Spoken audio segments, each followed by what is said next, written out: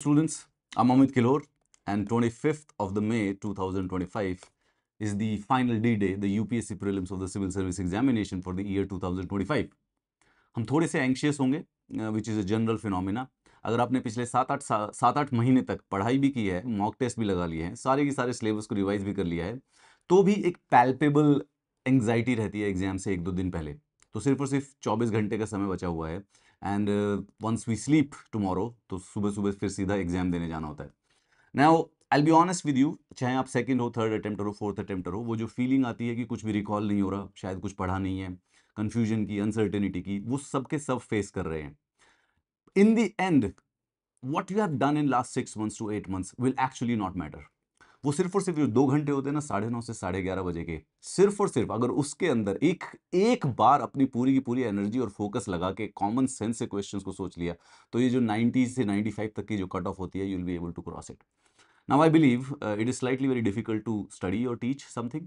Study पढ़ाई करने में थोड़ी सी मुश्किल हो रही है. You can't pick the book, मतलब इतना सारा सिलेबस है, लास्ट वाले दिन क्या रिवाइज करे, दैट इज द फीलिंग.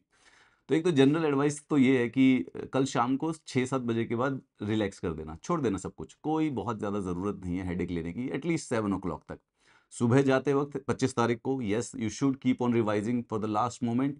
कई बार किस्मत होती है, 1-2 क्वेश्चन भी सुबह सुबह वाली रिवीजन से आ जाते हैं, so never leave that.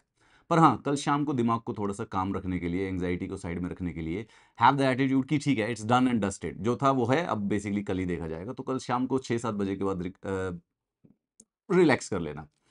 But today what we can do is that कि if you have time and if you are having difficulty in revision, तो हम कुछ पॉलिटी के क्वेश्चंस और कुछ पॉलिटी के टॉपिक्स या कॉन्सेप्ट्स को डिस्कस कर सकते हैं through the MCQs, which would be slightly easier, क्योंकि पढ़ना इस समय थोड़ा डिफिकल्ट है, तो एमसीक्यूज के थ्रू.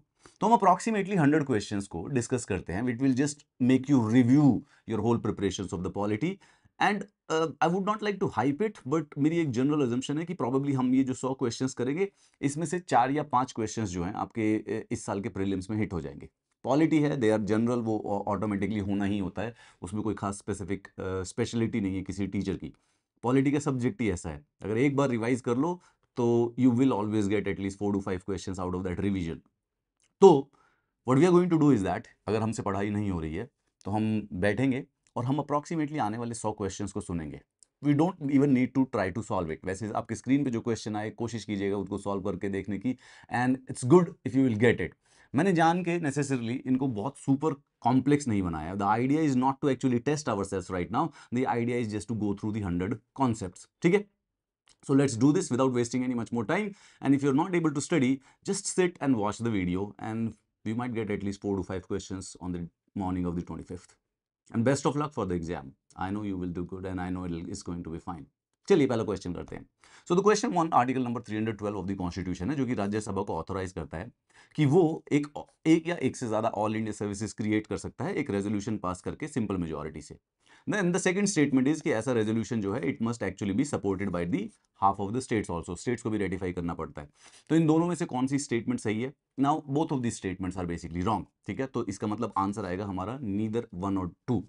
आर्टिकल 312 में जब राज्यसभा नई ऑल इंडिया सर्विस क्रिएट कराती है, तो हमें 2/3 मेजोरिटी चाहिए होती है राज्यसभा की, not by this simple majority as mentioned in the question. Second, there is no requirement for half of the states. This is not a constitutional amendment per se, और इसके अंदर स्पेसिफिकली हमें कोई फेडरल फीचर को change करने की जरूरत नहीं होती है. सो कोई स्टेट की रेटिफिकेशन की जरूरत नहीं है. I think easy question, right? Let's just revise, keep on revising just like that.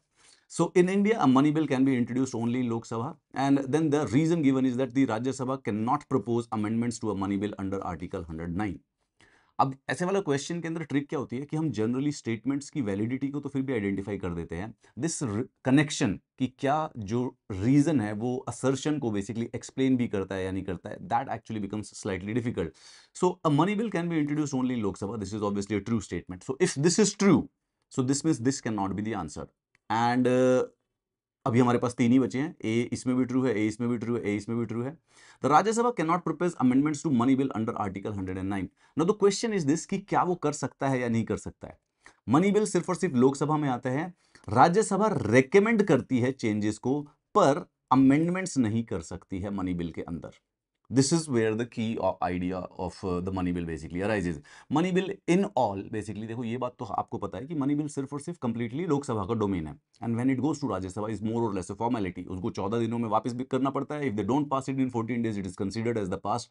But the very academic or the constitutional nuance that lies in the fact is that कि जब money bill Rajya Sabha में जाता है, सो कभी कभी वो changes recommend कर सकते हैं. इट्स नॉट लाइक कि they propose amendments to a money bill. That is not under their domain. So both A and R true, and R is also the correct explanation of a money bill. सिर्फ और सिर्फ लोकसभा में आता है और राज्यसभा सिर्फ और सिर्फ proposals दे सकती है, suggestions दे सकती है कुछ changes के. they can't actually amend it. With reference to the fundamental duties under the Indian Constitution, shall be an easy question. It is pertaining to the fundamental duties. They are listed in the part 3 of the Constitution. We cut it right then and there, right? Part 3 fundamental right होता है, so this cannot be the answer. This cannot be the answer. Third दोनों के अंदर है, तो that means the third statement को read करे बिना basically automatically answer. Third statement तो automatically correct हो ही गया है. So we only have to focus on the second. They are enforceable in a court of law. Definitely not. They are not enforceable in a court of law. So A shall be the answer, I believe. Hopefully we do. Thank you very much. I was afraid that if I'll embarrass myself. कल ही मैंने UPSC को बहुत ज़्यादा troll किया था कि उनकी की में गलती है. So I am actually slightly worried that if I make a mistake a lot of students are going to troll me. But however, we always forget that it's not about making mistakes. Remember that, okay? When you will study, when you will read, when you will do prelims questions, you're going to make mistakes, and as so do I. जब मैं भी पढ़ाई करता हूँ या फिर जब मैं भी questions को solve करता हूँ, I do make mistakes. The focus on the UPSC shall be कि our mistakes just do a question wrong, which can always be corrected by a feedback. But when a UPSC makes a mistake in a question or in their official key, it is going to destroy at least 1,000 to 2,000 future.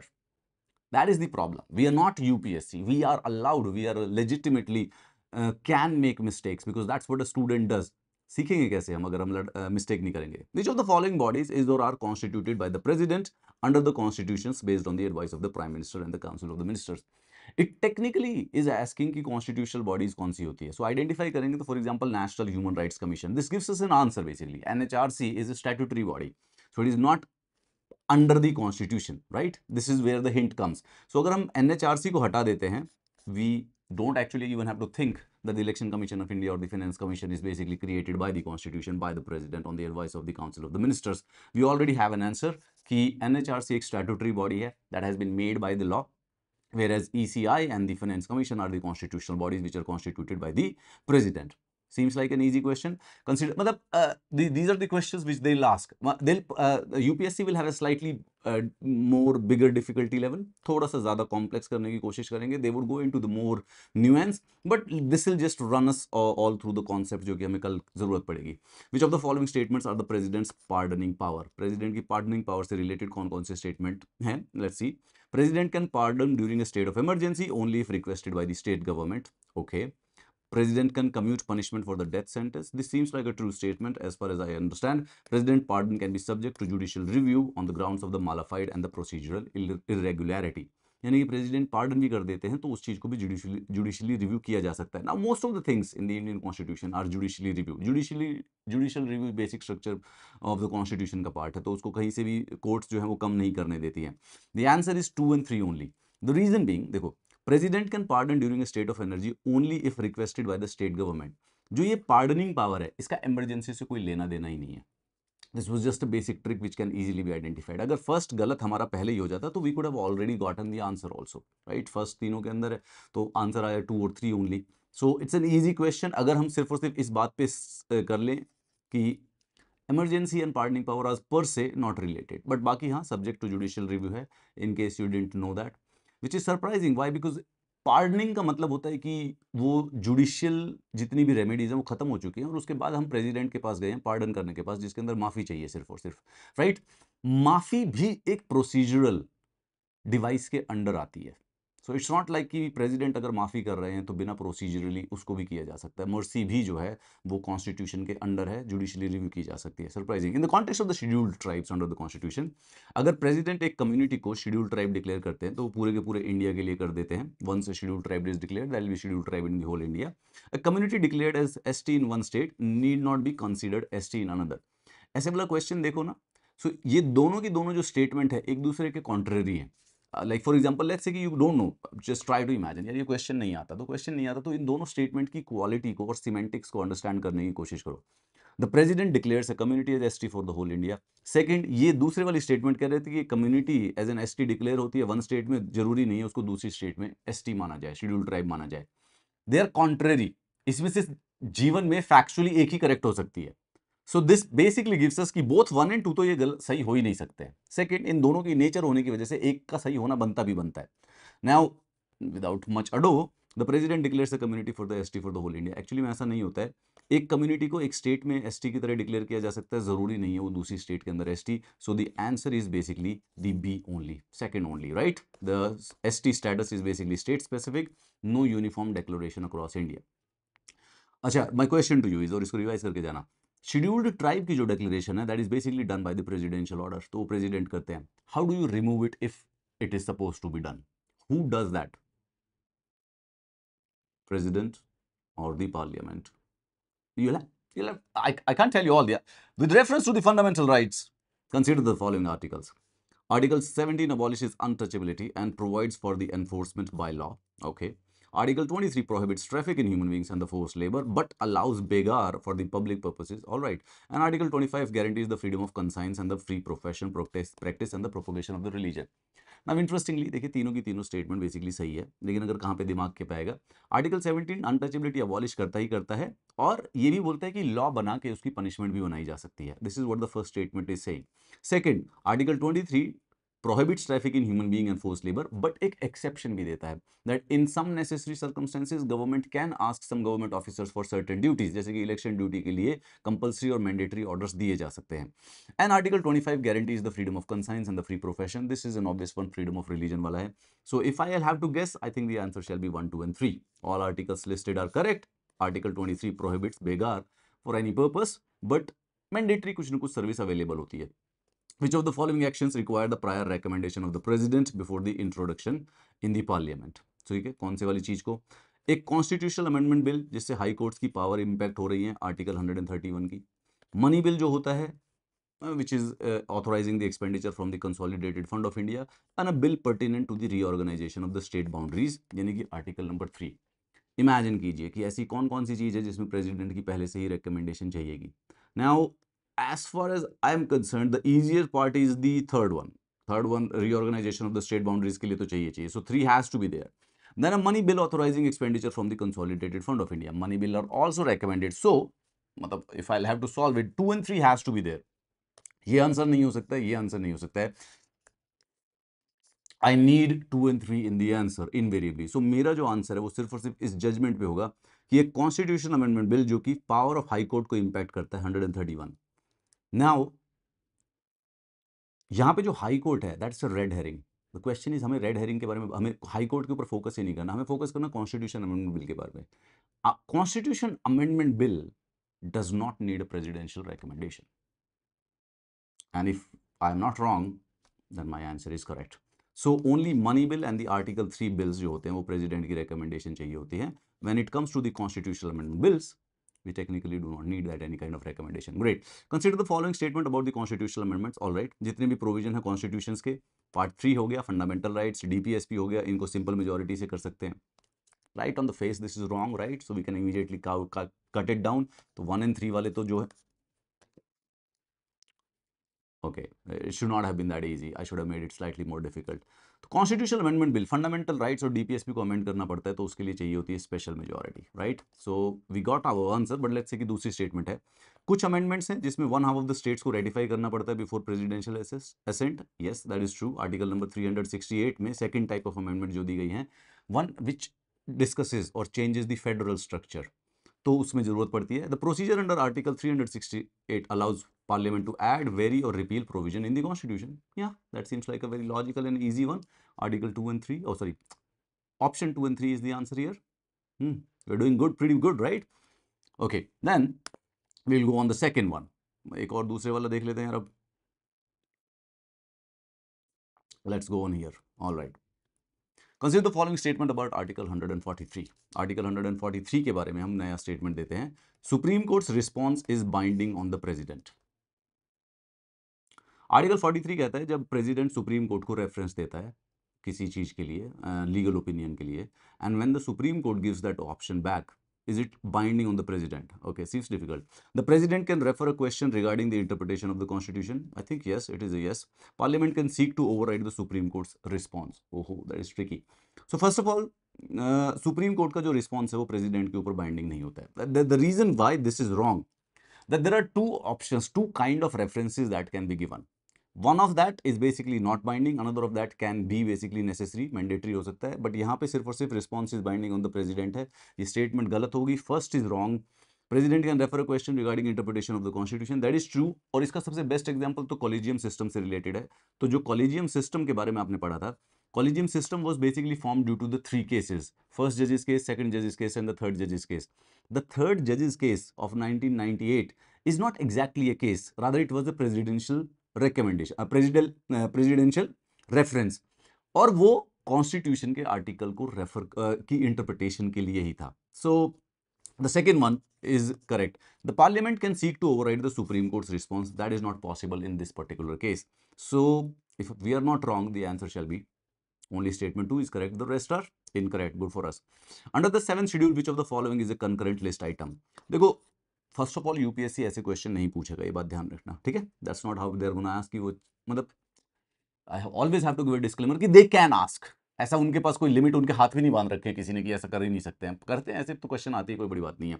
पर हाँ, ऐसे question generally नहीं पूछते. But हाँ, this will give us a lot of idea. Concurrent list पे question तो पूछ ही सकते हैं ना. कंकरेंट लिस्ट में पुलिस नहीं आती है, पुलिस बेसिकली स्टेट लिस्ट में आती है. फॉरेस्ट कैन भी स्टेट लिस्ट में हो सकता है, या फिर वही क्या नाम है, कंकरेंट लिस्ट में हो सकता है. Elections very typical. No, criminal law is 100% criminal law. अब यहाँ पे क्रिमिनल लॉ कंकरेंट लिस्ट पे है, but now we need to check is the forest also in the. Let's actually check it right now.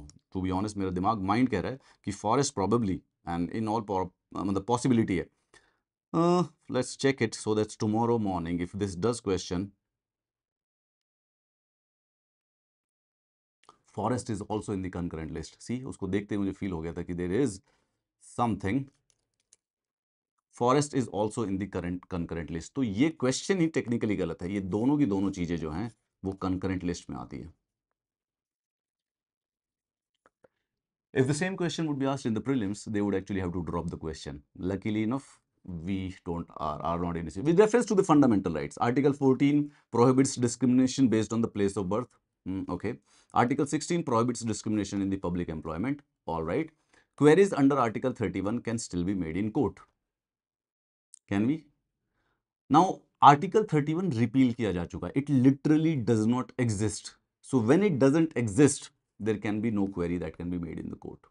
ये सोचा था हमने, तो 3 वाला ऑटोमेटिकली कैंसिल हो जाएगा. सो लास्ट में बचा article 14 prohibits discrimination on the place of birth. Yes, right to equality. Article 16 prohibits discrimination in the public employment. Yes. So 1 and 2 are correct. Article 31 has been repealed. Now remember, Article 31A, 31B and 31C, they exist. But they're not Article 31. It's a different thing. Constitution के अंदर 31 और 31A और 31B और 31C, ये तीनों एक दूसरे से कनेक्टेड नहीं. ये चारों ऐसा नहीं कि कनेक्शन है इनका एक दूसरे से कोई. This is just the numbering. The number doesn't matter. Somehow और द अदर हमारा जो फर्स्ट परसेप्टिव इन्फरेंस होता है, वी काइंड ऑफ बिलीव कि 31A का कुछ कंटिन्यूएशन है 31B, कुछ कंटिन्यूएशन है 31C. Are they connected in some sort of manner? Well, generally हम यूजुअली कनेक्टेड आर्टिकल्स को एक दूसरे के साथ रखते हैं. But then when it comes to amendment, जब अमेंडमेंट करनी पड़ती है तो एग्जैक्टली वो कनेक्शन मेंटेन करना जरूरी नहीं है. सो आर्टिकल 31 डिलीट किया गया था, which is right to property. Right, that was deleted. And when 31A, 31B and 31C, they are basically exceptions to fundamental right.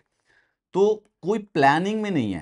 There are no real life logic here. एक खाली space पड़ा था, तो we added it and we added it by naming it 31A and 31B, but doesn't have a connection or related. It's like absolutely independent. It can be a different number also.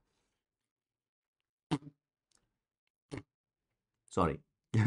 Which of these is what is not a constitution? Okay, this is an easy question. I think we will hit it as easy. National Human Rights Commission. ठीक है. CAG, UPSC और the Finance Commission जो होती हैं, they are a constitutional body, whereas NHRC is not a constitutional body. I should not have asked this question, should I? I think so. This was an absolutely useless question, but you never know. The governor can reserve a state bill for president's consideration. Can he? I think the answer is yes, he can. The bill may conflict with the union or the concurrent list provisions. ऐसा कौन जो अगर कोई bill state पास कर रही है जिसमें union list और कंकरेंट लिस्ट के बीच में किसी प्रकार का कॉन्फ्लिक्ट हो रहा है, तो ऐसे बिल को क्या गवर्नर रेफर कर सकता है, रिजर्व कर सकता है प्रेसिडेंट के लिए? द असर्शन इज कि they can reserve. The reason is अगर कंकरेंट और यूनियन के अंदर कंफ्लिक्ट हो जाता है. Well, to be honest, I think they are right. This is actually true. Shall be correct. Governor can reserve that bill, and if that bill conflicts with the union and the concurrent list. Now, remember, this is where the trick goes when it comes to UPSC prelims. Trick यहाँ पे होती है. The thing is this: the governor can reserve the bill even for other reasons also. So यहाँ पे this is where the overthinking in the examination hall begins. क्योंकि UPSC gets very tricky और उनकी जो की है, देखो UPSC की की में मिस्टेक्स हैं. That's a secondary thought. That's just a academic argument. Okay. वो जो भी है जैसी भी है, मार्क्स उसी के बेसिस पे लगेंगे. You can't change it, right? मैं गारंटी देता हूं कि पिछले साल की में इनकी गलती है और इन्होंने लिटरल गलत आंसर लगा के बच्चों का पेपर भी चेक कर दिया. But that thing came to be, वो उसका पता कब चला? एक्चुअली में 1 साल के बाद, पूरे के पूरे मेरिट के बाद. And this is the reason why a student sitting in the examination hall gets into too much overthinking. And इस पे हम कुछ भी नहीं कर सकते. We can't do anything about it. Okay, we can't do anything about it. This is just like a finger cross moment. Usually कोशिश करनी चाहिए बच्चे को इतने मार्क्स लाने की कि उसके 105 या 110 हो. तो even the mistakes which the UPSC commits shall not and up affecting that person. बच्चे को वही सिर्फ बच्चे की गलती के कॉन्सिक्वेंसेज मिलने चाहिए. यूपीएससी की गलती के कॉन्सिक्वेंसेज एक बच्चा थोड़ी ना सहना चाहिए. तो थोड़ा सा ध्यान रखना, बट ओवर थिंकिंग मत करना. फिर भी just go with subtle logic. और जिसके अंदर भी ओवर थिंकिंग आ जाए, my advice would be to hold answer that. उस आंसर को होल्ड ही कर लेना चाहिए. बाद में लास्ट में देखो कि बहुत सारे क्वेश्चन कर दिए हैं, ठीक है, नंबर 100 से ऊपर बनने की संभावना है, then we go head with it. With reference to the post of the chief election commissioner, the CEC is appointed by the president. I think so, yeah. CEC cannot be removed except by the impeachment process. Now, this is yeah, they've given it up. Impeachment, the word impeachment can only be used in the context of the president. Yes, there is a removal process of the chief election commissioner, which is a very difficult one, which is जिसको जैसे supreme court के जज के हटाने का जो process है, वही चीफ इलेक्शन कमिश्नर को हटाने का भी होता है. But when it comes to impeachment, the word impeachment is only in the context of the president. So I think the second statement shall actually be wrong, right? And the CEC salary cannot be altered during the terms. Now this is a good statement. कर सकते हैं या नहीं कर सकते हैं? मन से नहीं आया, नो आया ना दिल से, बट ये सही है, ये स्टेटमेंट सही है, ये सॉरी, ये स्टेटमेंट गलत है. You know why? ऑल्टर्ड का मतलब सिर्फ और सिर्फ कम नहीं होता है, ऑल्टर्ड का मतलब इंक्रीज भी होता है. So during the term of the election commissioner, the salary actually can be altered to the advantage of the person. It can be increased. Now when I was reading this question, my first thing was that कि CEC salary can not be altered during the term. Yes, क्योंकि हम बार बार पढ़ते हैं the perks and the salaries and the allowances cannot be to the disadvantage एक बार job मिलने के बाद. But then the simple trick is that कि it can be altered, but to the positive side. तो उसको भी तो alteration ही बोलेंगे, बढ़ाने को भी तो alteration. So this statement is weirdly wrong. CEC cannot be removed except by the impeachment process. This is wrong. He can be removed by following a simple process of Supreme Court judge का जो removal का होता है, which is not called impeachment. CEC is appointed by the president. So only one of the statement is wrong. Only one statement is fully correct. The preamble of the Indian Constitution uses which of the following terms? Socialist, secular, republic, democratic. Socialist, secular, republic, democratic. एक और word है यार. Which is that? Socialist, secular, democratic, republic. All of these terms appear in the preamble. Now the question ये भी पूछ सकते हैं, the preamble of the Indian Constitution used which of the terms before 1976? That can also be asked. वो भी पूछा जा सकता है, and पूछा भी है, मतलब ऐसा नहीं कि सरप्राइज, मतलब I'm judging them, they have also done it. Article 368, Parliament can repeal any part of the Constitution. Okay, this seems like correct, right? सब कुछ कर सकते हैं. Amendments to the Part 3 does not require ratification by the half of the states. Okay, I think this is also correct. Fundamental rights को amend करते हैं तो special majority की जरूरत पड़ती है, but we don't need to get the ratification of the state. So this seems again correct. तो 1 और 2 तो होना ही चाहिए. 1 और 2 तो भाई ये दोनों तो पहले ही काट देता हूँ मैं. Okay, that is how it shall go. So 1, 2. Always while solving the questions, keep an eye on the options.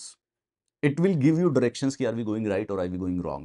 Immediately जो फर्स्ट बल्ब जो जलता है ना दिमाग में कि we are close to answer, वो तभी जलता है जब हम while reading the statements we also have an eye on the options. A constitutional amendment bill requires presidential assent before introduction in the parliament. First of all ये statement ही गलत है। पहले तो प्रेसिडेंशियल असेंट होता ही लोकसभा और राज्यसभा के पास करने के बाद है।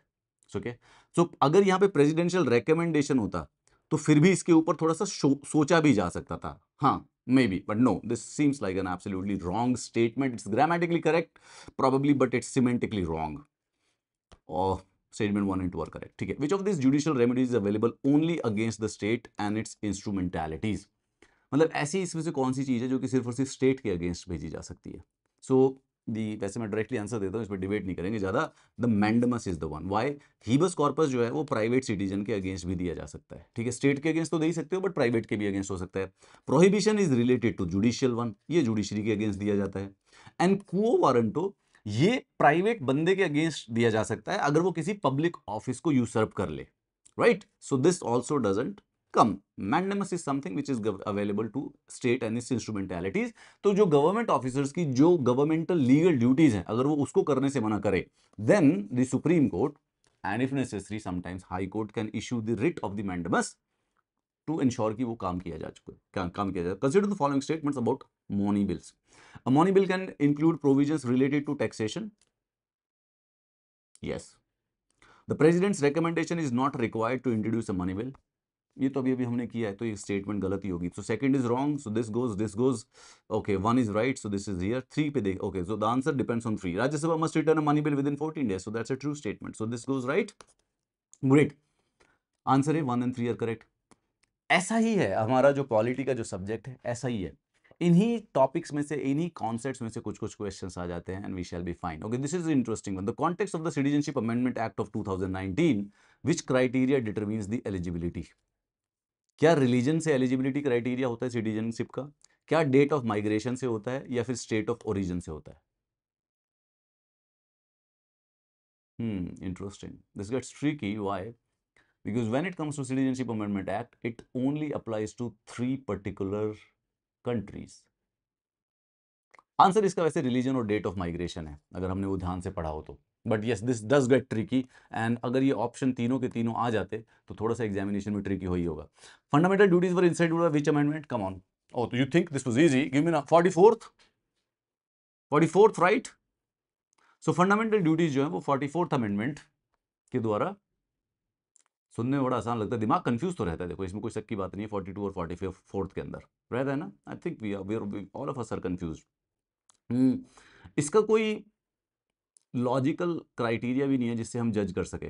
मतलब there are some the things which are socialist and the secular in the country were introduced by Indira Gandhi. थोड़ा सा अगर लॉजिक लगाएं, the things which closes the loopholes of emergency were introduced by the 44th amendment.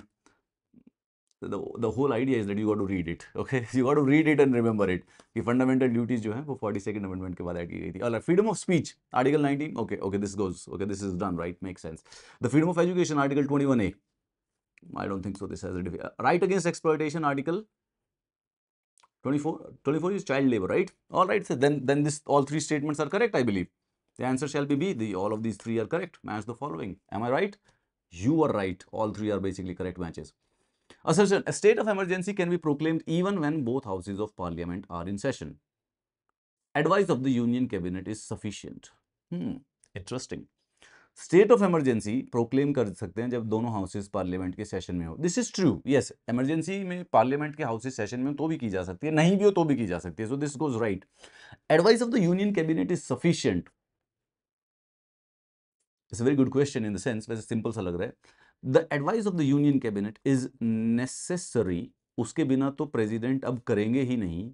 However it is not sufficient. क्यों? इसका मतलब यह है कि जो है उसको जुडिशियली रिव्यू किया जा सकता है। Let's see we are wrong और right. Emergency can be declared even when parliament in session. तो असर्शन तो बेसिकली ट्रू हो गया, रीजन भी ट्रू है, बट रीजन सफिशिएंट एक्सप्लेनेशन नहीं है असर्शन की।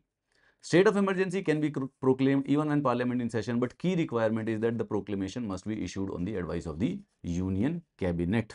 Great. So दोनों की दोनों चीजें सही हैं। इमरजेंसी जो है उसको यूनियन कैबिनेट के एडवाइस पर ही डिक्लेयर कर दिया जाता है, सो टेक्निकली डिक्लेयर करने के लिए वो सफिशिएंट है, बट या that will need a parliamentary approval also, parliamentary approval की भी आवश्यकता पड़ेगी। Great. Single citizenship concept is enshrined in the constitution, is it? All right, yes it is, I believe so. Well, you are saying yes, I will agree with you. The person residing in Sikkim follows a different citizenship regime.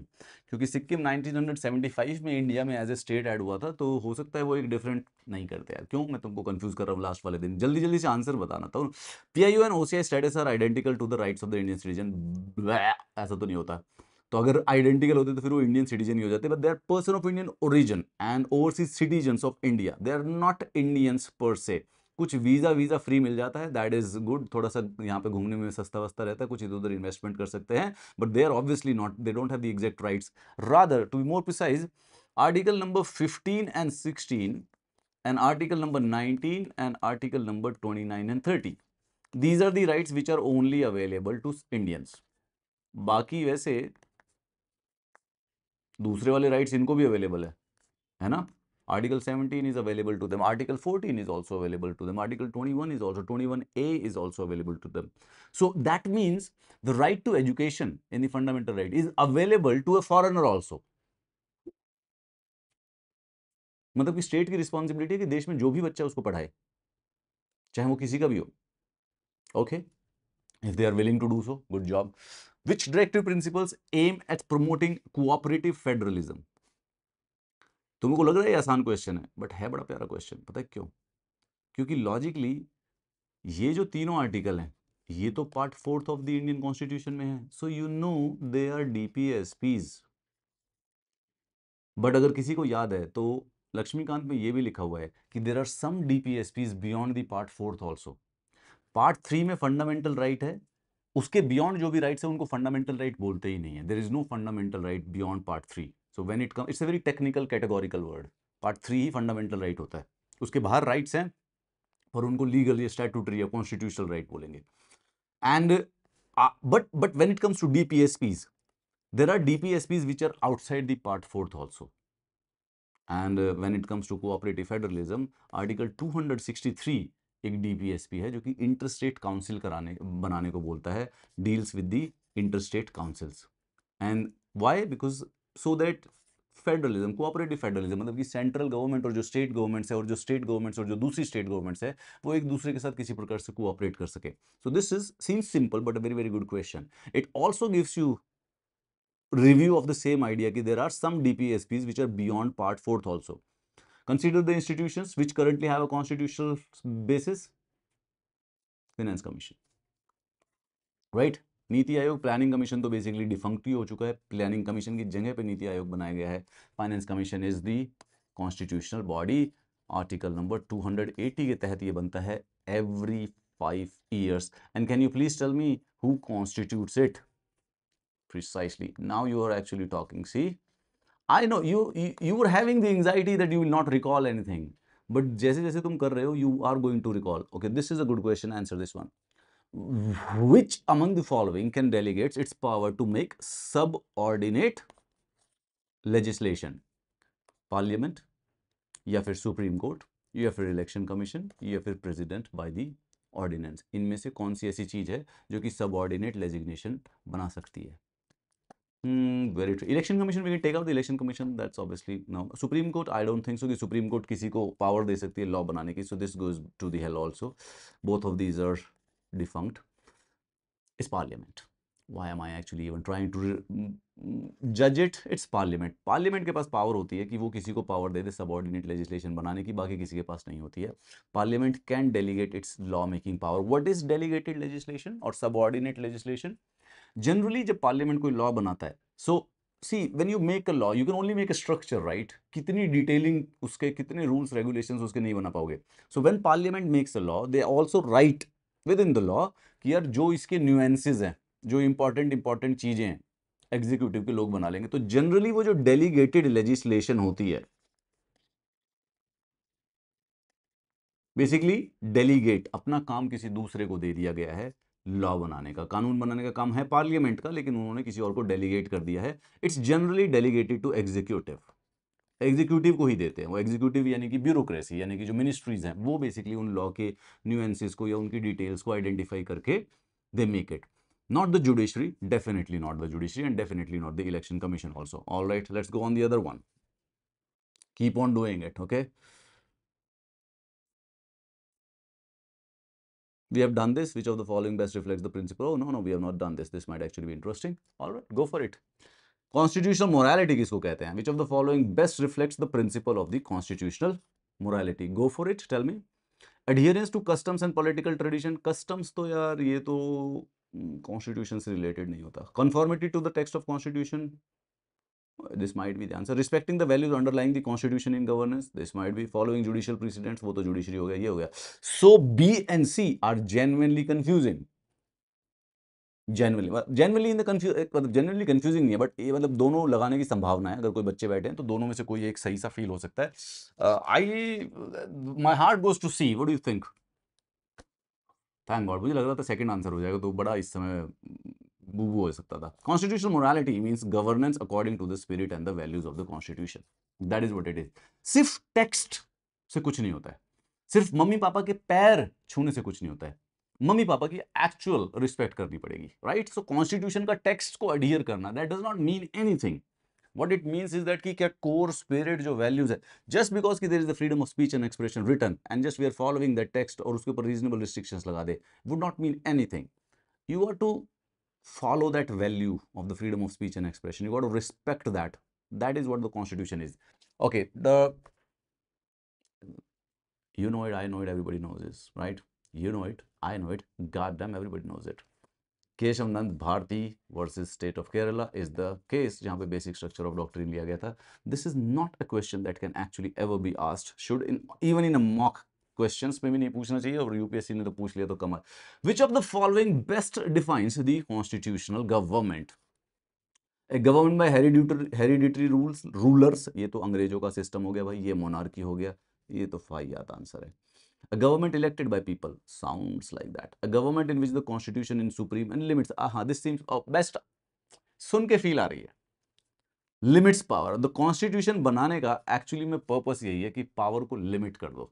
जब तक constitution नहीं होगा, everybody not everybody like पर से, like the government जो होगी वो कुछ भी कर सकती है, but the constitution is the one who limits the power and constitution is supreme. So that is what a constitutional government is.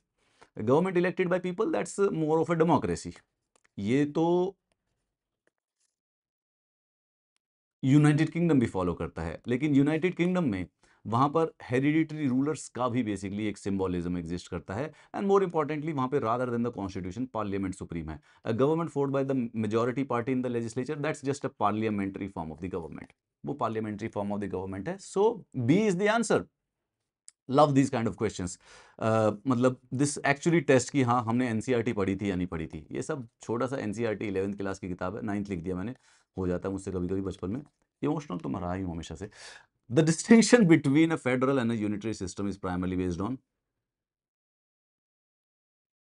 The distribution between the powers and the centres, उसी को कहते हैं फेडरलिज्म।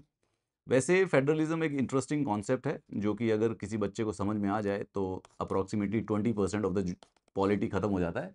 फेडरलिज्म का सिर्फ ये मतलब होता है कि दो लेवल ऑफ गवर्नमेंट बना दो और उसमें पावर को डिस्ट्रीब्यूट कर दो, और क्योंकि ऐसा करना जरूरी है तो इसको लिखना भी पड़ता है, तो हेंस यूजुअली एक रिटन कॉन्स्टिट्यूशन भी जरूरी होता है।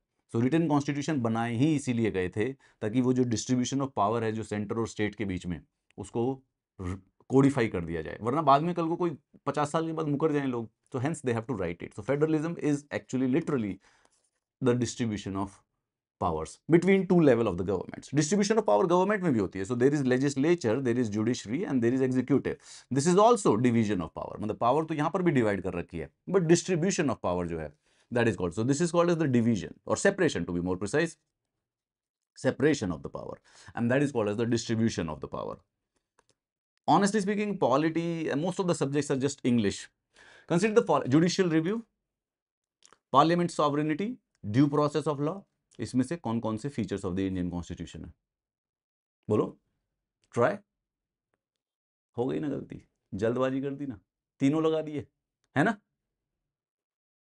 सिर्फ दो सही है इसमें से यार। Judicial review is the feature of the Indian Constitution. Due process of law is the feature of the Indian Constitution. और अगर ओवरथिंक करो तो ड्यू प्रोसेस ऑफ लॉ तो कॉन्स्टिट्यूशन में लिखा नहीं हुआ है, तो क्या फीचर है या नहीं फीचर है क्योंकि सुप्रीम कोर्ट ने एक जजमेंट में बोल रखा है, ठीक है, तो है, माना जाएगा, इसीलिए है। पार्लियामेंट सॉवरेनिटी नहीं है, ये यही तो है। इजी क्वेश्चन करते करते प्रीलिम्स में बैठ के भी जज्बात आ जाते हैं कि अरे कर दो मजा आ गया। नहीं है भाई, ये नहीं है।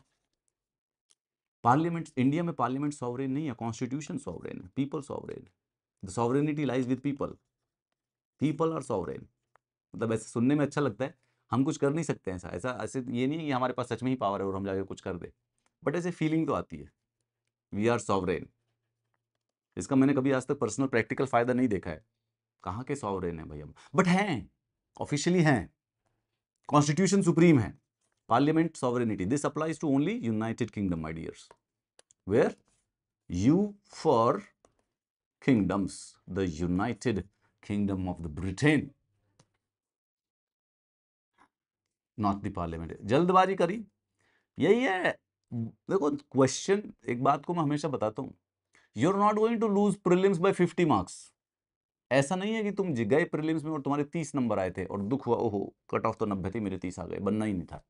When people lose prelims cut off, they lose it by what, 5, 10, 2, that's how you lose it. And clear भी, देयर आर, मतलब ऐसा नहीं है कि जो बच्चा प्रीलिम्स क्लियर कर रहा है वो 180 नंबर लेके क्लियर करता है, वो क्लियर भी 90, 95, 100 यहीं पे खेल रहे हैं सबके सब। Generally these are the deciding factors of that day. Which of the following reflects the quasi-federal nature of the Indian Constitution? बहुत अच्छा क्वेश्चन है, सोच करो। क्वासी फेडरल, तो एक होता है कॉन्स्टिट्यूशन जो कि फेडरल है, तो फेडरल का मतलब यूएसए का जो कॉन्स्टिट्यूशन होता है, ठीक है, यूएसए का। But we are finding quasi जो कि उसके अगेंस्ट हो। सो वी आर, ऐसा कौन सा फीचर है जो कि फेडरलिज्म के अगेंस्ट है? Single constitution for union and states, this is generally federalism. Equal representation of state in Rajya Sabha, we don't have equal representation in Rajya Sabha, unequal representation है, ये statement ही गलत है। Independent judiciary is a feature of federalism, तो ये federalism का feature है। तो ये बट हमें फेडरलिज्म का फीचर चाहिए नहीं, we don't have to choose it, it's a correct thing कि इंडिपेंडेंट जुडिशरी होती है फेडरल में, लेकिन हम ढूंढ रहे क्वासी फेडरल, ऐसा फीचर जो कि फेडरलिज्म से कम करता है, हमको थोड़ा सा फेडरलिज्म से लेफ्ट ले जाता है। Powers of the centre to override state laws in certain subjects, that is quasi federal. क्योंकि अगर ऐसा नहीं होगा तो वी बिकम फेडरल। भाई जब अगर सेंटर स्टेट को ओवरराइड नहीं कर पाएगा तो इसका मतलब फेडरलिज्म है, स्ट्रिक्ट डिवीजन ऑफ पावर हो रखी है। बट क्योंकि सेंटर स्टेट के लॉज को ओवरराइड कर पा रहा है, that is what is making us quasi federal. Thank God, एक बार तो लगा कि शायद कुछ गलत कर दिया। Centres overriding power shows the quasi federal nature. The concept of the due process of law as interpreted in the Indian constitutional jurisprudence includes procedure established by law, arbitrary deprivation of liberty is permissible, substantive fairness and reasonable of law, only laws passed by the parliament.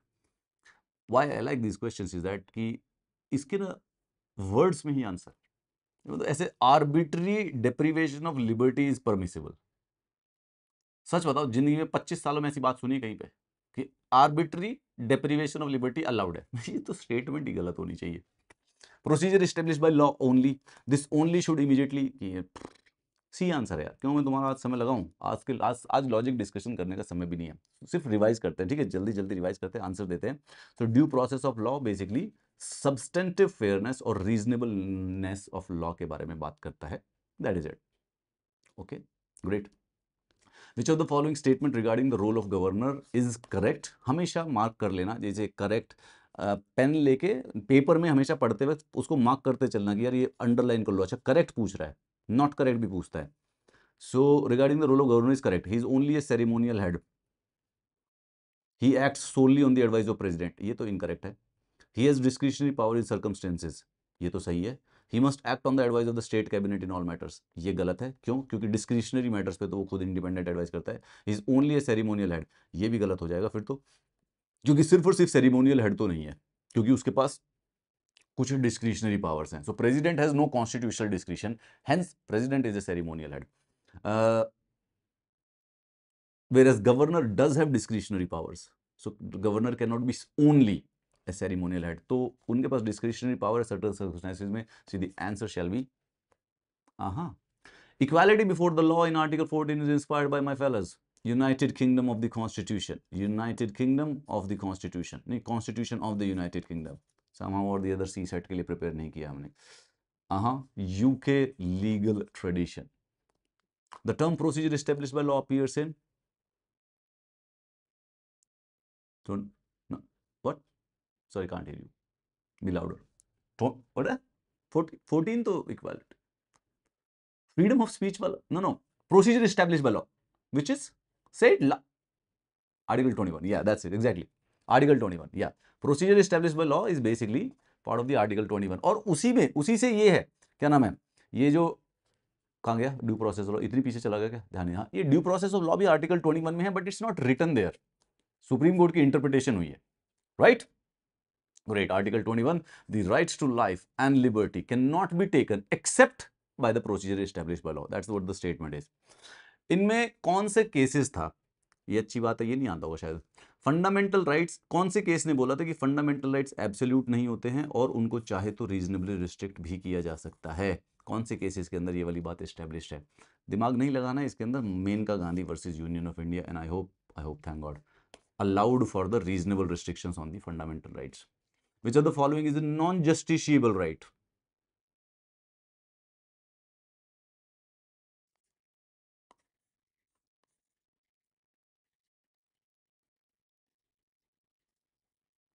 Given in DPSPs. अब देखो ध्यान क्या है, catch क्या है कि यार right to equality fundamental है, राइट टू एजुकेशन 21 है, right to freedom of religion article 25 में है, so they are justiciable. It's not that the right to work, ये जो नॉन जस्टिशिएबल वर्ड है ना, थोड़ा सा ट्रिकी है. ये भी वर्ड लीगल है, ये क्या नाम है, राइट टू वर्क भी लीगल हो चुका है, right, legal in the form of the NREGA. But non justiciable का मतलब ये होता है कि you can not go to supreme court on the basis of the fact that it is written in the constitution. Now right to work has been given, but it has been given in the DPSP which are non-justiciable, whereas equality, education और freedom of religion तो fundamental right हो गई है. Right to work एक directive principles है, hence non-justiciable. Which provision in the constitution is a safeguard against the misuse of the emergency powers. Role of council of minister, emergency power कोई लेना देना नहीं है. Mandatory parliament approval every 6 months.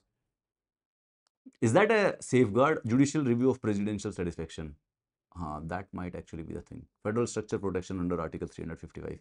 मुझे तो यार इसमें से A या B में लग रहा है. I'll go with A and B. I'm not sure about the answer. You are sure, then great for you. But I think 60% A, there can be, it's a language problem. Okay, it's judicial review. Judicial review prevents the arbitrary use of the emergency powers. The separation of power in India is strictly enforced? No. Mentioned explicitly in the constitution.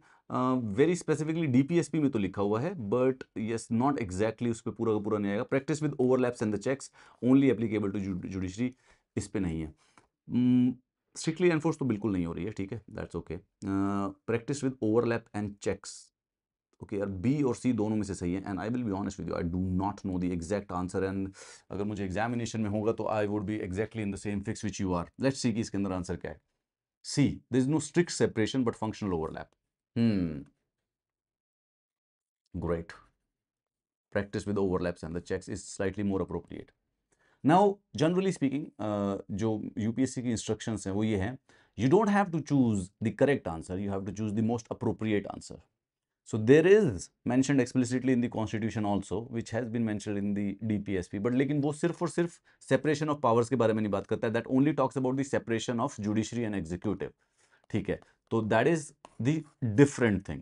Separation of powers basically इसका मतलब constitution में mentioned है ही नहीं explicitly. So this is a wrong interpretation we were taking. The Article 50 only mentions, and you know why that confusion arise? क्योंकि हमने यहाँ पे judiciary पढ़ लिया. तो जैसे ही हम judiciary पढ़ रहे थे तो हमारे immediately separation of judiciary and executive आया. That is not the separation of power. The separation of power basically entails legislature, executive and judiciary. That is the trick. तो ये question solvable होना चाहिए था if we would have not overthought about it. Rather, I think this word judiciary did the job to confuse us. ऐसे में करना क्या है, कल बैठे होगे जब 25 तारीख को सुबह सुबह, तो ये क्वेश्चन को इमीडिएटली अगर करेक्ट आंसर नहीं आ रहा है ना, बी और सी में अटक गए हैं, तो we don't solve it right then and there. We move on to the next question, we do it, we come back to it after 15 minutes or 20 minutes. There is no strict separation but functional role. Which of the following indicates the supremacy of the Indian Constitution? Judicial review, all of the above. दिल से all of the above की आवाज आ रही है यहाँ पे, all of the above ही है भाई। जुडिशियल रिव्यू इसलिए दिखाता है ना क्योंकि जुडिशियली जो लॉ बनता है उसको रिव्यू किया जाता है कॉन्स्टिट्यूशन के लेवल पर। सो कॉन्स्टिट्यूशन सुप्रीम है, लॉ बनाते रहो तुम, लेकिन बनना ऐसा चीज हो कि कॉन्स्टिट्यूशन के कॉन्सोनेंस में हो, रूल ऑफ लॉ, ठीक है, रिटन कॉन्स्टिट्यूशन। सो बच गए भाई, all three reflect the constitutional supremacy, I think we are doing good. Which body is empowered to adjudicate disputes between states under Article 131? ये तो मतलब वैसे ही आसान है क्योंकि आर्टिकल 131 तो वैसे ही सुप्रीम कोर्ट के अंडर आता है ना। पार्ट 5 ऑफ द कॉन्स्टिट्यूशन है, बात को ध्यान के रखना, आर्टिकल 52 से 151 के बीच में। ओके, इसके अंदर टोटल 5 चैप्टर हैं। सबसे पहले वाला होता है एग्जीक्यूटिव का, ठीक है, एग्जीक्यूटिव का चैप्टर होता है आर्टिकल 52 से लेकर 78 तक, और इसके अंदर 5 चीज़ें आती हैं, president, vice president, prime minister, council of ministers and the attorney general of India. उसके बाद सेकंड वाला parliament, the executive means union executive, parliament आता है आर्टिकल 79 से 122 तक। देन उसके बाद एक ही वर्ड ऑर्डिनेंस, मतलब एक ही आर्टिकल इसके अंदर, आर्टिकल 123। एंड देन उसके बाद जुडिशरी, सुप्रीम कोर्ट आर्टिकल 124 से 147। सो जस्ट बेसिकली ये भी याद रहेगा, तो हम जस्ट इसी से सॉल्व कर सकते हैं कि article 131 is just related to the supreme court, non what. और वैसे even if you don't know that, who is going to adjudicate disputes between states? Rajya Sabha? I don't think so. President? Why? Interstate Council? That's a cooperative federalism thing. They can't, they don't solve the dispute. They are more into cooperation rather than conflict resolution. Supreme Court under Article 131 adjudicates the interstate disputes. In India, the concept of the public interest litigation primarily flows from, this is a good question, इसको ध्यान रखना, क्या statutory law से कहीं पे लिखा हुआ है पीआईएल का सिस्टम, कॉन्स्टिट्यूशनल प्रोविजंस, क्या कॉन्स्टिट्यूशन के अंदर पीआईएल का कुछ कॉन्सेप्ट दे रखा है, judicial innovation based on fundamental rights, executive guideline? It's a very good question. Okay, it's a very, very good question, and I hope UPSC asked it. If not this, some other year also. But yeah, judicial innovation, yeah. Public interest litigation किसी law में लिखा नहीं हुआ है, statutory law में, constitutional provision के अंदर भी कोई मेंशन नहीं है। इट स्टार्टेड इन 1980s, तो पहले 30 साल तक तो था ही नहीं, तो कॉन्स्टिट्यूशनल प्रोविजन में क्यों होगा? और executive, why the government would be interested in giving public interest litigation? ये जुडिशरी ने बेसिकली इनोवेशन करी है फंडामेंटल राइट्स के इंटरप्रिटेशन पे। Great, this is a good question. I was hoping कि I will make simple question, but this is an exactly good question, and I have a bad handwriting. Bad handwriting. The advantage of bad handwriting is this, that when I write letters in rage to someone, they're unable to understand the rage. The disadvantage is that when I write it in the love, they are unable to understand the love. Basically, people don't understand what I write. So it's a disadvantage both the ways. So there's no advantage per se. Because if you're writing in anger and rage, you would want the person to understand the anger and rage. But when this handwriting goes to the person is like, this must be a medicine and I need to buy it. I think my friend is sick.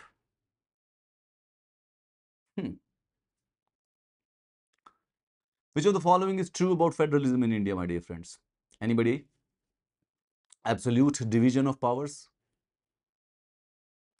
States have residuary, ये तो गलत है यार, residuary powers हमारे यहाँ पे union पे के पास छोड़ी गई हैं, ठीक है। Centre is stronger than states, this is the true, या state laws prevail over centre, this is wrong. So yeah C is the answer, I believe. Any argument? अगर किसी को कोई समस्या तो बीच में बोल सकता है। नहीं, आई थिंक सो यार, because we are right, Indian federalism is biased in the favour of the centre. The office of the speaker of the Lok Sabha is subordinate to prime minister? Wrong. Neutral and independent? Yes. Nominated by the president? No. Elected for 3-year term? What the hell are we talking about here? The office of the speaker of the Lok Sabha is supposed to be neutral and independent. Speaker must remain impartial in the conduct. What is the significance of Article 368 in the Constitution, my dear? Impeachment? This is so easy. What are we doing here? We're just actually... All right. Fundamental duties, Article number 51A, they are enforceable by the courts. Obviously, fundamental duties are not enforceable by courts. They were added through the 42nd Amendment, yes. And failure to comply may attract legal action. This is obviously related to the first one. तो first नहीं हो सकता है, तो ये वाले question ये automatically गया. Third one also नहीं हो सकता है, तो ये भी गया. Because the legal action वाला मतलब वही है, enforceable by the courts. So they were just added through the 42nd Amendment. ये भी अभी हमने question किया भी था. So we are done and dusted here. Only 2 is correct. Failure to comply may attract legal action. Only 2 are not directly enforceable, but yes, ये वाली गलती है बेसिकली। आई थिंक यहाँ पे हमने आंसर गलत कर दिया गलती से इधर। Answer number A is correct. The President of India can proclaim a financial emergency. Yes, Parliament's approval is required within 2 months. Yeah, more or less correct. Correct है. Assertion and reason both are true. Parliament approval needed within 2 months. Financial emergency एक ऐसा article है जो कि basically आज तक use नहीं हुआ है, तो उस पर ना कोई कंट्रोवर्सी हुई है, ना ही कभी जरूरत पड़ी है. यूपीएससी के पास कोई चांस भी नहीं होता ऐसी चीजों को पूछने का. Article 368, all amendments require ratification bye at least half of the state legislature. गलत हो गया. सारी अमेंडमेंट्स को तो नहीं पड़ती है. देयर आर सम अमेंडमेंट्स जो कि फेडरल स्ट्रक्चर से रिलेटेड होती है. Parliament can amend the preamble, that is also correct. इसमें आंसर होना चाहिए A2 ओनली, अगर हम सही बोल रहे हैं तो. Yes, not all amendments need state ratification, some can be done by just special majority. Now देखो, स्पेसिफिकली 3 तरीके की अमेंडमेंट होती है. एक तो स्पेशल मेजॉरिटी वाली, एक special majority plus state ratification वाली, स्टेट रेटिफिकेशन की, and then the third one is the simple majority. Simple majority वाली वो होती है जो कि वहीं पर मेंशन होती है, जैसे कि स्टेट के नाम बदलने हैं, स्टेट का चेंज करना है, तो आर्टिकल 3 मेंशन, आर्टिकल पार्ट 1 में मेंशन है कि वो सिंपल मेजॉरिटी से किया जा सकता है. एमपीज की सैलरी बढ़ानी है, that can be actually done by simple majority. Special majority के लिए हमको चाहिए फंडामेंटल राइट्स और डीपीएसपीज को अगर अमेंड करना है. Special majority plus state ratification, जैसे कि भाई प्रेसिडेंट से रिलेटेड कोई प्रोविजन है उसको चेंजेस करने हैं. मोर इंपॉर्टेंटली आर्टिकल 368 को अगर अमेंड करना है, and this is a good question जो कि कभी आ सकता है. आर्टिकल 368 को अमेंड करोगे तो वो special majority plus state ratification की उसमें जरूरत पड़ेगी. Which are the part of the concurrent list under the 7th schedule. Now again यहाँ पे देखो फिर दोबारा से ट्रिक आ गई है. देखो, पुलिस है और जो एग्रीकल्चर है, ये तो ऑटोमेटिकली हमको पता ही है कि भाई ये स्टेट लिस्ट में आता है. फॉरेस्ट अभी अभी हमने किया है कंकरेंट लिस्ट में आता है. क्रिमिनल लॉ अभी अभी हमने किया कंकरेंट लिस्ट में. Is the same question. And education, marriage, so criminal law and procedure, forest. Answer यहाँ पे भी गलत दिया हुआ, क्वेश्चन ही गलत फॉर्मेट है. ए एंड सी इसका आंसर होना चाहिए. एजुकेशन, मैरिज जो है ये कंकरेंट लिस्ट के अंदर है. मैरिज का भी कंफर्म करना पड़ेगा. Don't be sure about it. Which of the following are constitutionally valid reason for the dissolution of the state assembly. Breakdown of machinery, no confidence vote, loss of majority. Breakdown of constitutional machinery mention नहीं है, but again this is implicit here कि breakdown is constitutional reason. No confidence and loss of majority are political, not the constitutional. So answer C क्यों दिया हुआ है? Okay, we don't have the correct code here. A is the answer. A is the answer. So no confidence vote से भी dissolution हो सकता है, loss of majority से भी डिसोल्यूशन हो सकता है, but they are not constitutionally valid reason. Constitutionally this question is not found correct. छोड़ो इसको. The term directive principles appear in the preamble. They guide lawmaking and the governance. Incorrect. Directive principles are not in the preamble but part 4th. Now यहाँ पे ये बड़ा trick आया. Directive principles appear in the constitution में तो है ही है, एकदम दिमाग में आएगा कि हाँ है तो सही directive principles. In the preamble is the word. So reading the whole sentence is basically the key for doing it. With reference to the writs, Habeas corpus can only be filed by the detained person. नहीं, ये गलत है यार. खाली detained person कैसे file करेगा? उसको तो फाइल ही नहीं करने देगा. Mandamus is available against private entities. ये भी गलत है. Mandamus सिर्फ और सिर्फ स्टेट और स्टेट की इंस्ट्रूमेंटैलिटीज के अगेंस्ट होता है. एंड Habeas corpus कोई नॉन डिटेन्ड पर्सन भी, उसके रिलेटिव भी फाइल कर सकता है. सो neither Habeas corpus can be filed by the others and the mandamus is just not only available for the private parties. Which of the following is the state list entry? यार ये बार बार यही question आ रहा है. Now the forest is definitely. Public order is not. ये अच्छा, forest is not. Public order is state. Yes, okay, public order है. Environment और education is the key. Let's actually check. B, public order is in the state list, but we have to check this also कि education state list में है या नहीं है, तो इसको चेक कर ही लेते हैं साथ ही साथ आज. अगेन ये वाले जो क्वेश्चन है स्टेट लिस्ट के ऊपर क्वेश्चंस तो आएंगे. Education is in which list? Education is in which list? Education is in concurrent list. तो education भी concurrent में है भाई, ये भी है. Education is in also concurrent list, right? Great.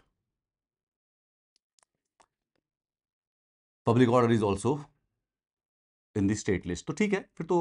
okay, this seems like a right one. And we shall check the environment also. Education concurrent में है, forest concurrent में है, environment कौन सी वाली list में है? Environment is in which list? Environment is also under concurrent. So this question is correct. ये बिल्कुल सही follow किया हुआ है. This is good. This is good. This is not bad. Here. Education concurrent में है, forest concurrent में है, environment concurrent में है, public order is basically in the state list. So it's a very straightforward answer. Great. Slightly confusing, but ठीक है.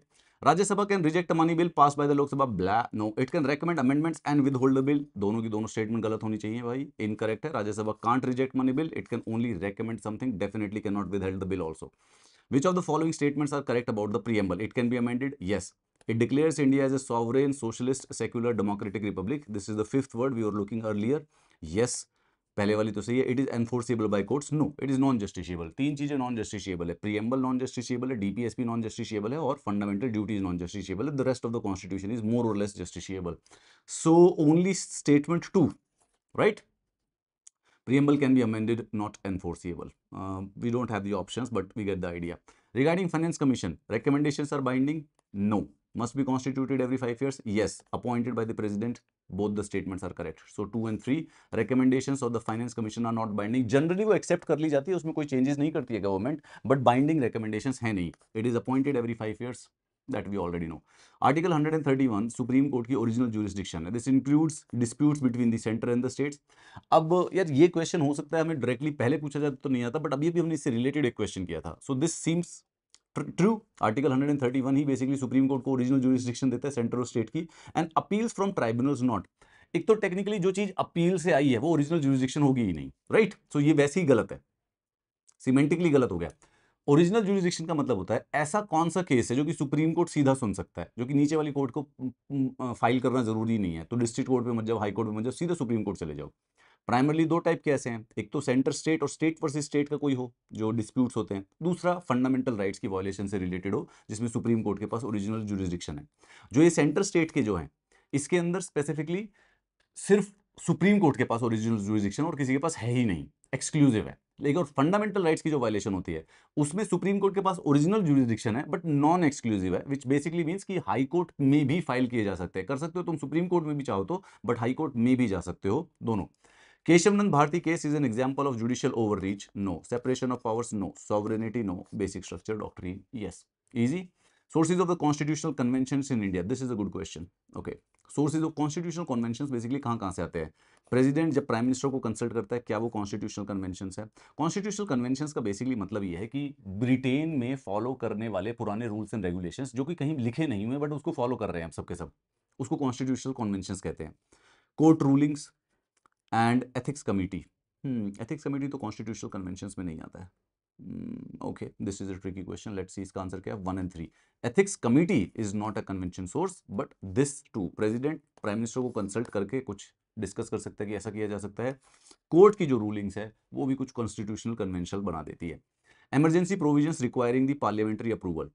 National, state और financial, तीनों की तीनों टाइप की जो इमरजेंसी है उसमें पार्लियामेंट्री अप्रूवल की जरूरत पड़ती ही पड़ती है. तो D is the answer. Which of this is a constitutional body? ये कौन क्वेश्चन पूछा जा रहा है? नीति आयोग नहीं है, एनएचआरसी नहीं है, सीवीसी नहीं है, election commission. C is the only answer, right?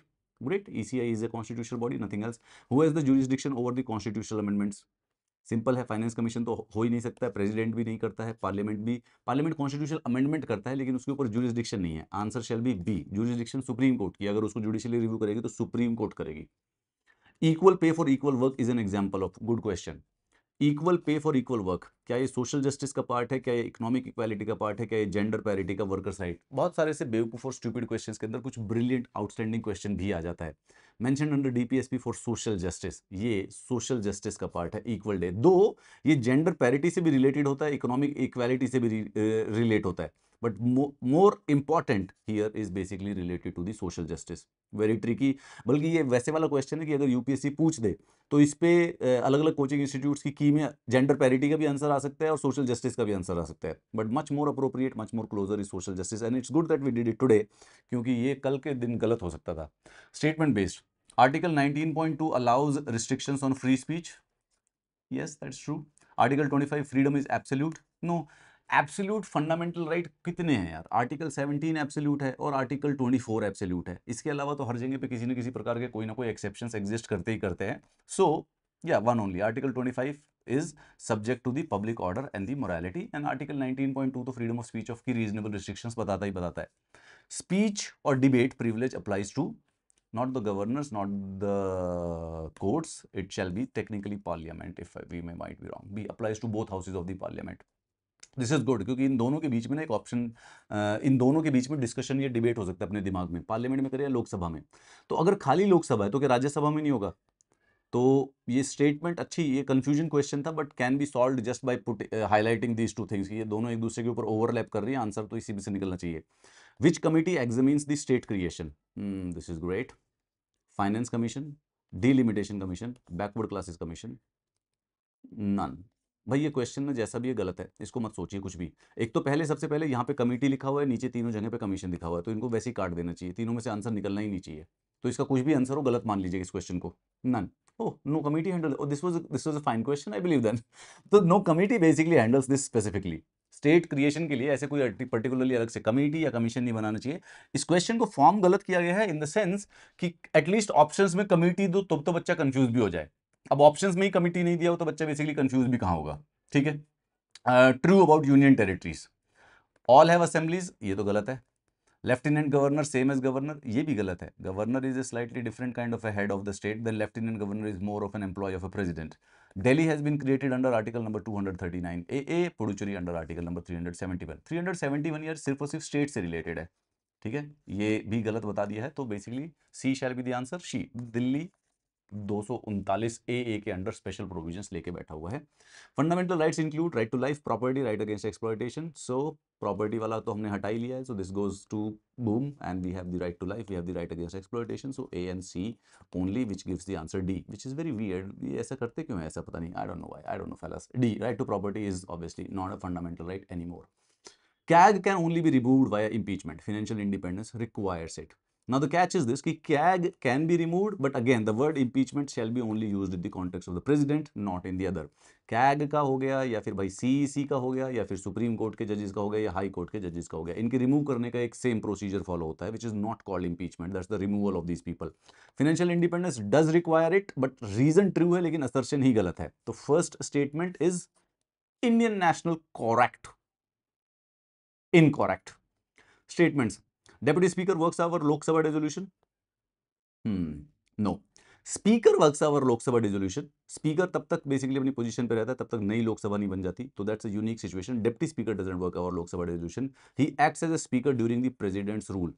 That is also not connected, ये भी गलत है, क्योंकि स्पीकर जो होता है वो, डेप्टी स्पीकर जो होता है, acts as a speaker when the speaker is missing, not because की प्रेसिडेंट रूल लगा हुआ है। So none, deputy speaker doesn't continue, only speaker continues, and he doesn't act as a speaker under president rule. अगर president rule लगा हुआ है तो वो स्टेट में लगेगा, तो वो तो सेंटर के ऊपर लगता भी नहीं है, स्टेट में लगेगा। And even in that context, वो हो सकता है कहीं किसी स्टेट में प्रेसिडेंट रूल लगा हो तो स्पीकर को, डेप्टी स्पीकर को स्पीकर की तरह एक्ट करना पड़ जाए, but not because president rule लगा हुआ था, only because the speaker was not available at that time. Actions needing ratification by half the states. Preamble को अमेंड करने के लिए नहीं, सिर्फ स्पेशल मेजोरिटी लगेगी। अबॉलिशिंग हाई कोर्ट और changing the high court power, yes, high court और supreme court की पावर्स में अगर कोई चेंजेस करने हो, so that impacts the federal structure of the constitution, and hence amending fundamental rights और preamble do not need the state ratification. लेकिन high court की पावर्स को चेंज करने पे स्टेट रेटिफिकेशन की जरूरत पड़ती है। एक बार आर्टिकल 368 को, मेरे जस्ट कहने पे, ऐसी मोहब्बत के लिए, रिक्वेस्ट के लिए, एक बार आर्टिकल 368 को खोल के पढ़िए। क्या पढ़ना है? आर्टिकल 368.2 वाला सेक्शन पढ़ना है, जिसमें वो चीजें दी हुई हैं जो कि स्टेट रेटिफिकेशन के लिए चाहिए। Come on, just wait, I will wait for it. नहीं, इसके बाद करते, इसके बाद मैं वेट करूंगा। Which cases affirms the right to privacy? Putta Swamy case था जिसमें राइट टू प्राइवेसी का दिया गया था। गोपालन मेनका गांधी केस में तो पुराने वाली है, पुट्टा स्वामी वाला। Putta Swamy case affirmed privacy under article 21। This is a recent case of 2016। तो अब एक बार मैं वेट करता हूं, और अब आप एक बार दूसरे वाले सेक्शन पे क्रोम में आर्टिकल नंबर 368 को ओपन करके वो 5 चीजें पढ़ेंगे जिसको करने के लिए स्टेट की रेटिफिकेशन चाहिए। Go for it, I wait for it. तब तक मैं क्वेश्चन रीड कर लेता हूँ, तब तक आप एक बार चेक करके आइए। Just type article 368 of the constitution, opens the actual bare text. Go for it. Why are you reading this question right now? I'm giving you a very categorical instruction here. Okay, let's just pause it. मैं चुप हूँ, अब मैं कुछ बोल ही नहीं रहा हूँ अगले 2 मिनट तक, जब तक आप आर्टिकल 368 की वो 5 चीज़ें रीड नहीं कर लोगे। मैं आपके साथ करता हूँ, आई जस्ट रीड इट, ताकि आपको लगे कि सर खाली। गो for it. Article 368। Okay, you type it on the Google, type, alright, go for it. मेरा भी ओपन हो गया। देन मैंने कॉन्स्टिट्यूशन खोल लिया। देन 2 के अंदर वो देखा, ABCDE 5 चीजें लिखी हुई है। पहले में क्या लिखा हुआ है? Article 54, 55, article 73, article 162 and article 241, ये 5 आर्टिकल। उसके बाद चैप्टर 4 ऑफ पार्ट 5 यानी कि supreme court, chapter 5 of part 6 यानी कि high court, and chapter 1 of part 11, any of the list in the 7th schedule, representation of state in parliament यानी कि राज्यसभा से related, and the provision of this article itself. ये सारी की सारी चीज करने के लिए हमें स्पेशल मेजोरिटी के साथ साथ स्टेट की भी रेटिफिकेशन की जरूरत पड़ती है। Good, did you check it, read it? We are not going anywhere unless you read it on your own.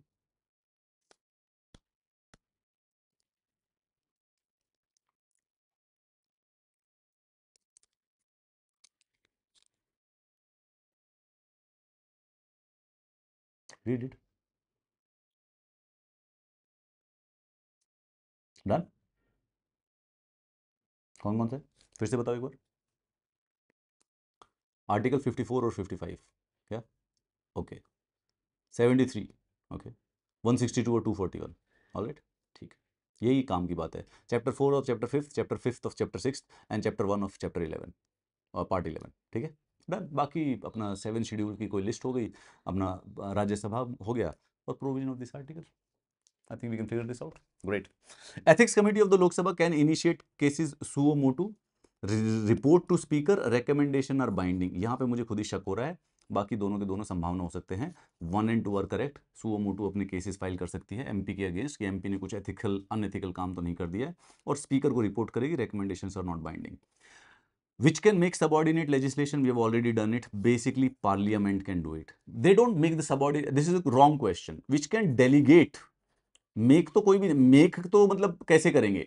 You have to delegate, कोई और बनाएगा ना सबऑर्डिनेट लेजिस्लेशन, तो एक प्रकार से तो क्वेश्चन गलत है, तो इसके लिए तो मैं माफी चाहता हूं। Parliament is the answer primarily speaking, none. वैसे क्वेश्चन सही है, so question is right, my bad यार। All right, so which can make subordinately, nobody can make subordinately action, somebody else will make subordinately legislation. So parliament, president और supreme court, इसमें से कोई subordinate legislation नहीं बनाता है भाई। Parliament तो खुद लेजिस्लेचर है, तो ये तो सबऑर्डिनेट है ही नहीं, तो सबके टॉप पे बैठे हुए हैं, ये किसी को बनाने को देंगे तो ये सबऑर्डिनेट लेजिस्लेशन नहीं बनाता। प्रेसिडेंट तो फाइनल अथॉरिटी है बेसिकली एक प्रकार से, पार्लियामेंट के अंदर टेक्निकल डेफिनेशन में प्रेसिडेंट आता ही आता है। Supreme court also doesn't make legislation, obviously they just interpret the laws. So it was not a bad question, it was actually correct, but ये था कि चौथे वाला आंसर नहीं दिया हुआ था, नन का। नीचे दिया होता तो आंसर निकल आता। So this was none, okay, we were on the right track here. Alright, then one more, एक और बचा हुआ यार, लास्ट इसको और कर लेते हैं, बढ़िया सा ये भी हो जाएगा, right.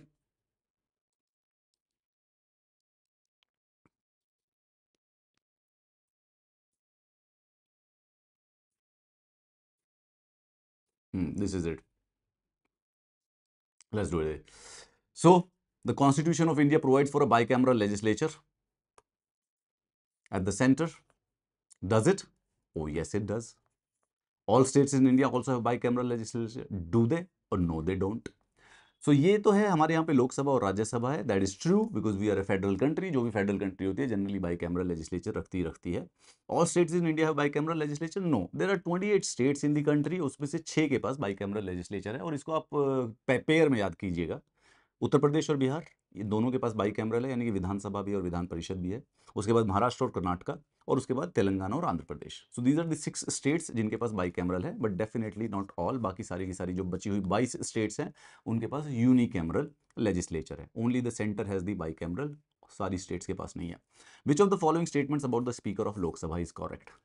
He or she is appointed by the president? No. Can vote in all matters? No. Can cast a vote in case of a tie? Yes. So the answer shall be the C. President appoint नहीं करते हैं, उनका लोकसभा में से election होता है। Can vote in all matters? He doesn't vote in any matter at all, right? वो vote नहीं करते हैं जब कोई भी रेजोल्यूशन या कोई बिल पास हो रहा होता है। He votes if there is a tie inside the Lok Sabha. ठीक है, speaker votes only in case of a tie. The term of the member of Rajya Sabha is 6 year, right? भाई लोकसभा का जो term है वो 5 साल है। Again fix नहीं है, it can actually get over earlier also. Similarly MPs जो मेंबर ऑफ पार्लियामेंट होते हैं, अगर वो लोकसभा के हैं तो उनका टर्म 5 साल का है, not fixed, can be dissolve earlier. Rajya Sabha का जो एमपी होता है उसका जो टर्म है वो 6 साल के लिए फिक्स्ड होता है। He can obviously be not dissolve, उसका वो डिजोल्यूशन नहीं होता है। लोकसभा वालों का डिजोल्यूशन किया जा सकता है। राज्यसभा मेंबर्स 6 साल के लिए राज्यसभा के मेंबर्स रहते हैं। Which among the following is not a function of the election commission? Preparing electoral, yes. Conducting elections, ये काम है उनका। Appointing chief ministers, no, that is done by the governor. और चीफ मिनिस्टर से तो लेना देना ही नहीं है इलेक्शन कमीशन ऑफ इंडिया का, वो सिर्फ और सिर्फ एमएलए चुनते हैं, राइट? वो इलेक्शंस करवाएंगे and they will just give the final list कि भाई एमएलए कौन कौन बना है।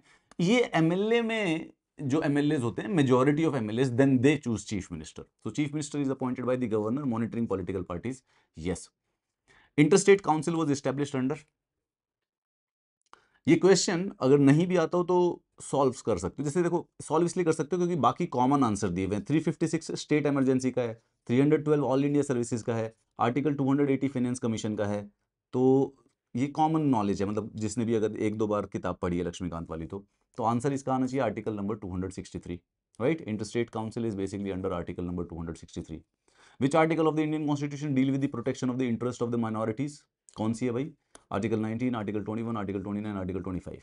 फिर यहाँ पे वही गैस कर लो।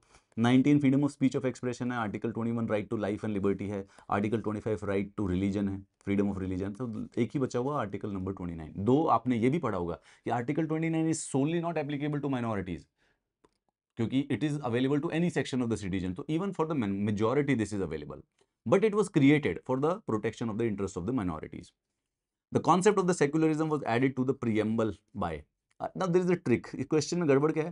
It's not that the concept of secularism was added. This is kind of a wrong framing of the question. The word of secularism, the amendment से add किया गया था, that was done by the 42nd amendment. So secularism actually existed. The concept basically existed before, and then later on, secularism has also been called as the part of the basic structure of the constitution by the Supreme Court of our lovely sweetie pie country India. 42nd amendment added secular to the preamble. Which one of the following writ is issued by a court in case of illegal detention of a person? Easy है यार, ये prohibition और certiorari, they are related to judiciary. Mandamus is obviously only given to the state authorities and its instrumentalities. The habeas corpus is the answer. Liberty, illegal detention बचाने के लिए जो सबसे बड़ी और सबसे important वो है, वो liberty है। Habeas corpus protest against illegal detention. Which among the following decides on the disqualification of members of parliament under the anti-defection law?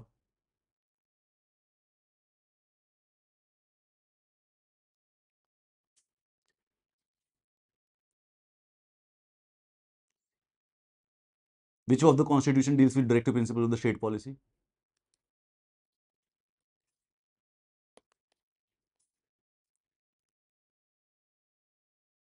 Which article provides for the establishment of panchayat?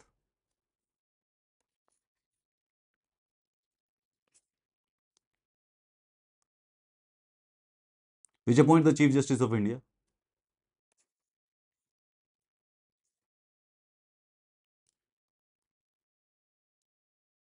Which of the following is not a feature of the Indian Constitution?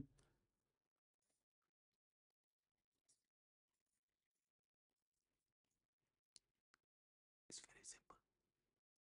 Supreme Court of India was established in the this is tricky, not tricky actually, but ठीक है, not 1947, 1950 is the case. Actually में 26th of Jan Republic Day और Supreme Court का birthday दोनों का दोनों same है, 26 जनवरी 1950 को ही। It came into being on the January 26 of 1950। उससे पहले इसको फेडरल कोर्ट ऑफ इंडिया कहते थे, मतलब इसको नहीं कहते थे, it was the predecessor I do not know what that word says. उसकी spelling do you know the, don't make it joke of me. तुमको स्पेलिंग आती है प्रीडेसेसर की? टेल मी, सुनाओ प्रीडेसेसर की स्पेलिंग, प्रोनाउंस करके बताओ कैसे बोलते हैं। Okay, you do know that, इसका मतलब अच्छे गुड कॉन्वेंट स्कूल से पढ़े हो, मुझे नहीं आती यार। The word republic in the preamble indicates rule of the king? No. Government by the people? That's democracy. Equality before the law? That's rule of law. Elected head of the state is the answer. Republic is equal to elected. Republic का मतलब ये होता है कि जो head of the state है वो election से आया है। Monarchy का मतलब जो head of the state है वो born है bloodline से। A bill becomes an act when it is introduced in parliament? No. It is passed by both the houses? No. It is signed by the president? Yes. It is published in the gazette? No. It becomes law only after the presidential assent. ये final step होता है। तो पहले लोकसभा पास करेगी, फिर राज्यसभा पास करेगी, और उसके बाद प्रेसिडेंट साहब जो हैं वो उसके ऊपर साइन कर डालेंगे, अपनी स्टैंप लगा देंगे, वो बिल बेसिकली उसी दिन से, उसी मोमेंट से, उसी सेकंड से लॉ बन जाएगा। The concept of judicial review of India is borrowed from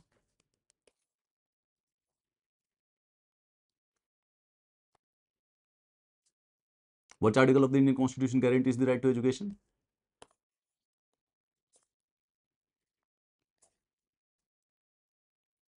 The chairman of Rajya Sabha is?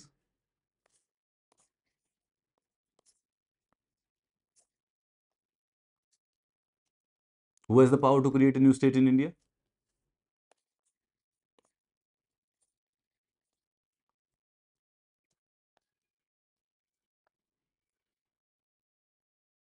So,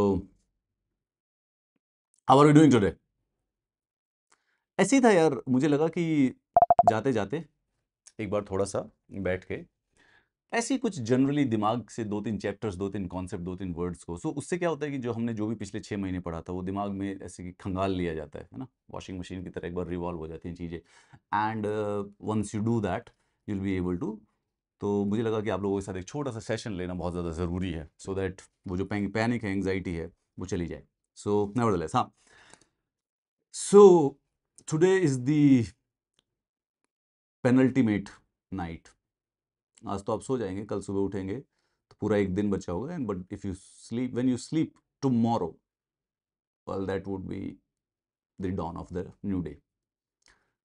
यार देखो, मैं सिर्फ ये कहना चाहता हूँ कि वो जो मतलब when I used to give prelims, so even in the latter attempts, चौथे में, पांचवे में, छठे में, हमेशा ना, even in the fifth attempt you have that feeling of anxiety कि यार कुछ याद नहीं हुआ सर, कुछ रिकॉल नहीं हो रहा, I don't know anything, UPSC uncertain है, पेपर नहीं बनेगा, ये नहीं बनेगा।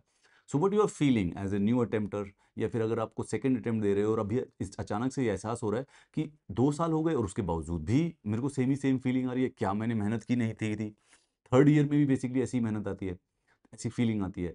सो I can guarantee and assure you, the anxiety and the panic which you are feeling is the most ordinary thing that every UPSC aspirant goes through. आपको पता है क्यों रिकॉल क्यों नहीं हो पा रहा है? रिकॉल इसलिए नहीं हो पा रहा है because you're trying to think of a blob. अभी लगे सर मैंने एंशिएंट हिस्ट्री पढ़ ली, मुझे कुछ रिकॉल नहीं हो रहा, because at that one single moment you want to recall approximately 10,000 things. नहीं होगा। बट इफ अगर आपने पिछले 6 महीने मेहनत की है, हल्का रीडिंग किया है, मॉक टेस्ट किए हैं, क्लासेस किए हैं, इतना ही, उसको ऐसे कोई बहुत हार्डकोर चीज नहीं है, इतना किया है, तो when you will sit in that examination room you are going to get that answer. ये सिर्फ और सिर्फ पिछले 1 साल की मेहनत नहीं है, आपने पूरे स्कूलिंग में, पूरे एकेडमिक्स में, जिंदगी में कभी भी कुछ पढ़ा जो सुना है, वो उस 2 घंटे के अंदर अंदर यूज करना है। Your exam would be 9:30, right? That's what I am saying, probably 9:30 आपका एग्जाम होगा।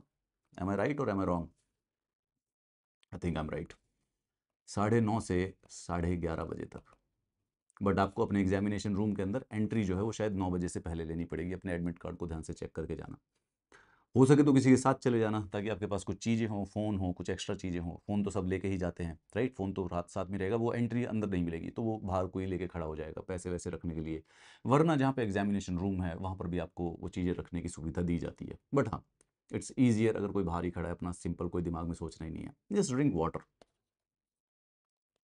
Just drink water. Now remember this very carefully, out of those 100 questions you will never be able to answer 15। वो नहीं आएंगे, वो वहां पे सिर्फ और सिर्फ पैनिक क्रिएट करने के लिए दिए हुए हैं। So when you try solving, when you start solving those questions, do not worry about it. It's okay that we do not know 15 questions, nobody knows 15 questions. चिंता की बात नहीं है। हर एक बच्चा जो कि प्रीलिम्स कवर कर क्लियर करता है, वो उन्हीं बचे हुए 85 क्वेश्चंस में से करता है। Now in this 85 questions you will be able to solve 30। ये 30 कर लोगे आप, पढ़ाई करी नहीं करी कोई प्रॉब्लम की बात नहीं है, 30 क्वेश्चंस आप कर लोगे, ठीक है? Don't worry about that at all. ये 60 नंबर आपके आ जाएंगे, 50 से 60 नंबर तो आपके पास रखे ही हुए हैं। अनपढ़ लोगों की तरह भी बिना तैयारी करे भी चले जाओगे तो इतना कर लोगे। The key, the final game would actually only come, ये जो बचे हुए 20 से 30 क्वेश्चन सॉल्व करने हैं। And let me assure you, if you will read that question paper very carefully, if you think about it with a very, very calm mind, if your heart would not be racing, you will be able to find answers to that. वो वहीं पे कहीं पे उस questions की language में, उस क्या नाम है, ऑप्शंस में, किसी हिंट में, कहीं ना कहीं पे वो आंसर मिलेगा। ये प्रीलिम्स है, the answer is basically written in front of you, सामने लिखा होगा answer. So despite the difficulty of the question paper, अगर आप 2 घंटे के लिए अपनी पूरी की पूरी एनर्जी और पूरी की पूरी फोकस को कॉल आउट कर लो, you'll have the mains in your hand. Best of luck. कल शाम को 7 बजे के करीब छोड़ दीजिएगा सब कुछ. Just sit back and relax. Don't watch things, don't do YouTube tomorrow at all. कल बिल्कुल भी यूट्यूब नहीं खोलना है, एकदम से नहीं खोलना. बकवास, टाइम वेस्ट और सर दर्द करेगा. And don't watch movies tomorrow. Don't go for anything कि शाम को रात को रिलैक्स करने के लिए movies. If you do want to do something, just go for a walk. Walk is the only way to do it. ठीक है. Best of luck. I'm pretty sure about it that you're going to do good. I have a good feeling about it. I'll see you. I'll talk to you on the Monday and stuff. So